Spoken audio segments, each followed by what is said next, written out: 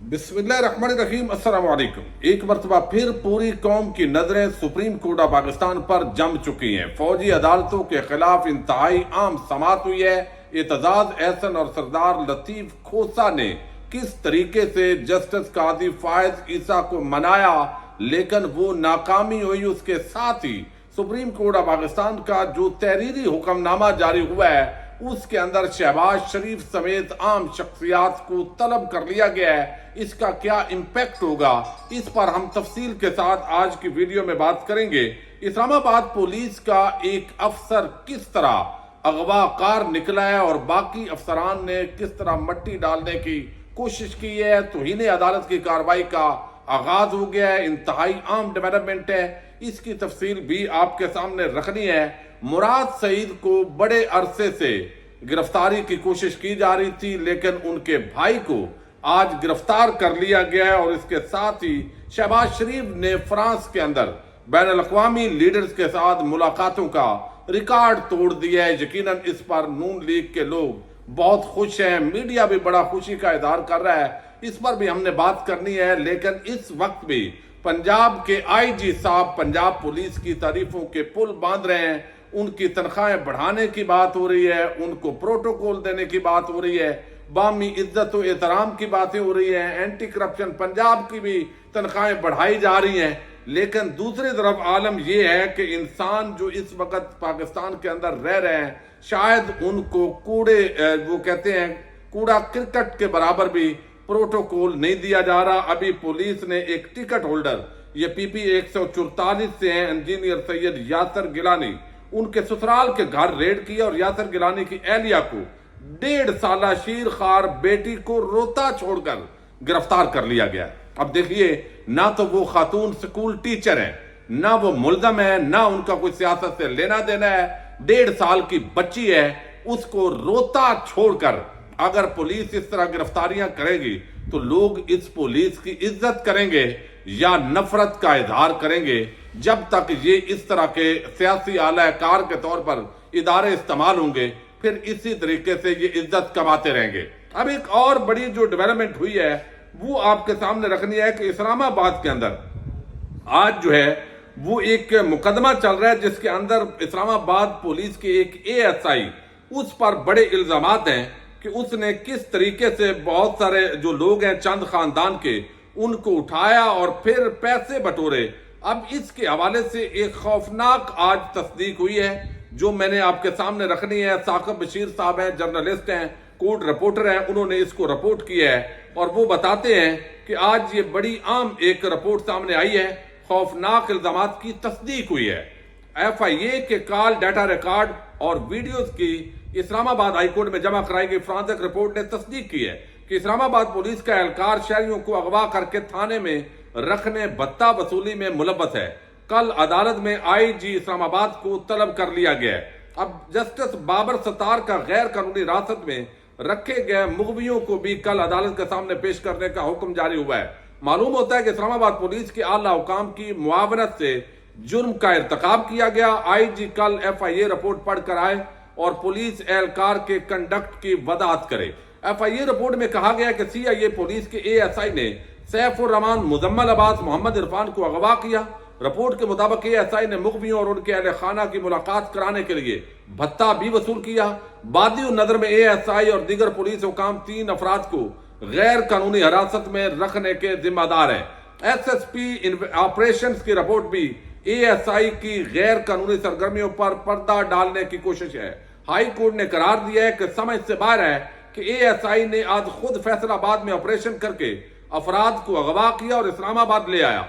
CIA police के ASI Rana Tasneem और SHO ने अदालत में झूठे बयान हल्फी जमा करवाए हैं। CIA पुलिस के ASI, DSP और SSP ऑपरेशंस को तो इन्हें अदालत के शो को नोटिस जारी कर दिए गए हैं। खातून महराज बीबी ने बेटे और पोते को CIA पुलिस स्टेशन में गैर कानूनी हिरासत रखने पर इस्लामाबाद हाईकोर्ट के अंदर ये पिटीशन की थी। अब जब पुलिस वाले अगवाकार बन जाएं, जब पुलिस वाले भत्ताखोर बन जाएं, तो फिर आम आदमी कहां जाएगा। ये आज हाई कोर्ट के अंदर इस्लामाबाद में रिपोर्ट पेश की गई है। दूसरी तरफ शहबाज शरीफ इस वक्त फ्रांस है और फ्रांस के अंदर जो उन्होंने आलमी रहनुमाओं से मुलाकातें की हैं, ان ملاقاتوں نے ریکارڈ توڑ دیا. عمران خان تو کیا بڑے بڑے وزیر اعظم پاکستان میں آئے ہیں لیکن اس طرح کی ملاقاتیں نہیں ہوئی. یقیناً میڈیا کے اندر رپورٹ بھی ہو رہا ہے, اس وقت بھنگڑے ڈالے جا رہے ہیں, گھنگرو توڑ ڈانس شروع ہو چکا ہے, اور ہمارے جیو نیوز سے لے کر بڑے بڑے جو چینلز ہیں وہ اس وقت بڑے خوش ہیں کہ شہباز شریف نے ملاقاتوں کے ریکارڈ توڑے ہیں. محمد بن سلمان کیا باقیوں کے ساتھ بھی ملاقات کی گئی ہے. باقاعدہ شہباز شریف کے ٹویٹر اکاؤنٹ پر ان ملاقاتوں کو شیئر کیا جا رہا ہے اور ایسے ظاہر کیا جا رہا ہے جیسے پاکستان کی جو 100 ارب ڈالر کی سرمایہ کاری ہے وہ شہباز شریف اسی دورے کے اندر لے کر آئیں گے. ایک تو محمد بن سلمان سے ملاقات ہوئی ہے, فرانس کے صدر میکرون سے ملاقات ہوئی ہے, اور اسی طریقے سے عبد الفتاح السیسی مصر کے صدر سے ملاقات ہوئی ہے, پھر امریکی صدر کے نمائندہ خصوصی جان کیری سے ملاقات ہوئی ہے, پھر اسی طرح شہباز شریف کی اقوام متحدہ کے سیکرٹری جنرل سے ملاقات ہوئی ہے, اور ان کے ساتھ ہی شہباز شریف کی IMF کے جو عام ایک رکن ہیں ان کے ساتھ بھی ملاقات ہوئی ہے. تو ریکارڈ ٹوٹ گئے. لیکن یہ ساری ملاقاتیں بیٹھ کر نہیں ہوئی بلکہ چلتے چلتے جیسے عام لوگ کسی بڑے کے ساتھ تصویر بنانے کے لیے کھڑے ہوتے ہیں اور کیمرہ مین کو ذرا چوکس کر دیتے ہیں, یہ ساری ملاقاتیں اسی طریقے سے گزرتے ہوئے ایک ڈنر پر ہوئی ہیں. اور افسوس کا مقام یہ ابھی ظاہر ہے کانفرنس سے وہ خطاب بھی کریں گے شہباز شریف, لیکن اس کو ملاقاتیں قرار دے کر بھنگڑے ڈالنا یہ کتنی پاکستان کی توہین ہے. ایک مسخرہ پن شہباز شریف نے دکھایا ہے جو کہ اس وقت نظر آ رہا ہے, اور پھر وہ اگلے کا ہاتھ پکڑ کے گفتگو کر کے ویڈیو کلپ بنایا جاتا ہے اور اس کو شیئر کیا جاتا ہے. تو یہ جناب زبردست ہو گیا ہے. ایک تو یہ بڑی ڈیولپمنٹ ہے. دوسری طرف مراد سعید تحریک انصاف کے عمران خان کے نظریاتی وارث ہیں. ممکن ہے جس طرح آج اسد عمر شاہ محمود قریشی, اسد قیصر اور پھر صدر مملکت کے بھی پشاور جانے کی کچھ غیر مصدقہ اطلاعات ہیں, کوئی نئی کھچڑی اگر پک رہی ہے تو جو لوگ تحریک انصاف کو نہیں چھوڑیں گے الٹیمیٹلی وہ نظریاتی لوگ رہ جائیں گے. جس طرح جو ہے وہ سابق گورنر پنجاب ہیں اس وقت چیمہ صاحب, وہ بھی زیر عتاب ہیں, اور بھی جگہوں پر. تو اب یہاں پر جو ہے وہ ایک بڑی ڈیولپمنٹ ہوئی ہے. مراد سعید وہ قابو نہیں آ رہے تھے.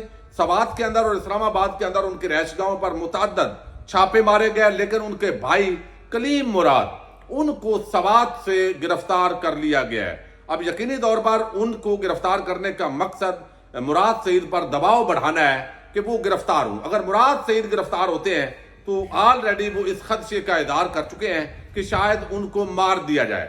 ارشد شریف کی طرح, چونکہ ارشد شریف کیس کے اندر ان کا بڑا عام رول ہے, ان کا قریبی تعلق تھا, اور اس بنیاد پر بھی اور اسٹیبلشمنٹ پر چونکہ وہ تنقید کرتے رہے بہت زیادہ, تو اس لیے بھی ان کے حوالے سے شکوک و شبہات اور خدشات پائے جاتے ہیں.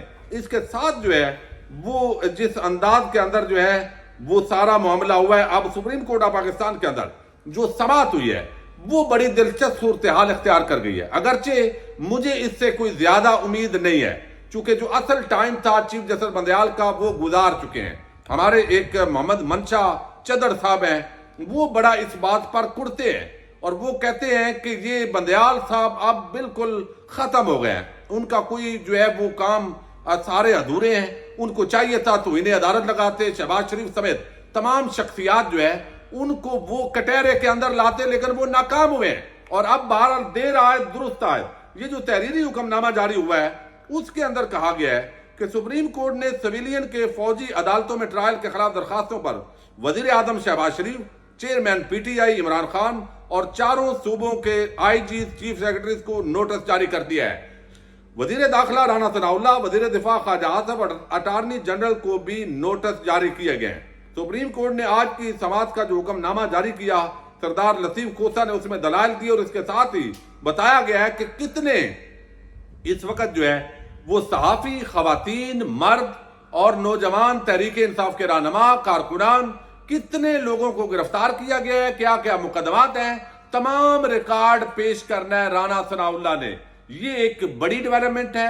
اور اگر عدالت کے اندر بجائے اس کے کہ فیصلہ عید کی چھٹیوں کی وجہ سے تاخیر کا شکار ہو, پھر آگے مزید عدالتی چھٹیاں اور رجسٹریز کے اندر ججز نے جانا ہے, تو دیکھنا یہ ہے کہ آئندہ 1-2 روز جو رہتے ہیں ان کے اندر اس سماعت کو کنکلوڈ کر لیا جائے گا.